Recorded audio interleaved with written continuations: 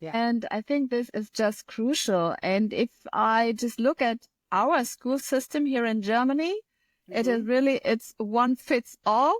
Everyone, the same time, the same learning stuff, and it doesn't help everyone. So what do you think is the biggest flaw in the one size fits all education model, and why does it persist?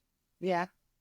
Well, part of it persists because of the size and the timing that has to happen, right? So if you think about it, in the classroom, you have basically one teacher and anywhere from 20 to 32 children. In the United States, we get as high as 32 kids in a classroom. And I'm talking the lower grades. Second grade here, age 8, we can have up to 32 children in one room with one teacher.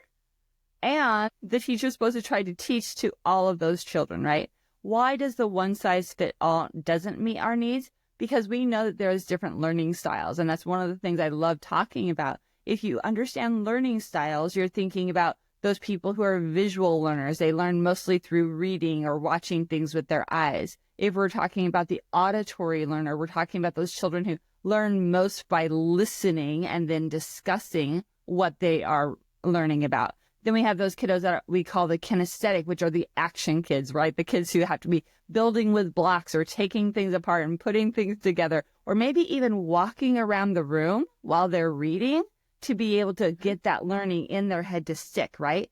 And so when we're in our classroom, teachers with 32 kids can't let every single learning style happen at the same time because it would be too distracting for all the other kids, right? And even though there are wonderful teachers who work really, really hard at adding in different kinds of learning styles into the lesson. So like when I was in the classroom, I would be speaking about the content. I would have the student take notes or draw pictures about the content. And then every once in a while, we would stand up and jump around and try to do an action. I would do my best, but I still couldn't do it all the time. So the one size fits all mostly doesn't work because we have special learning needs from our students, different learning styles, and too many kids in a classroom.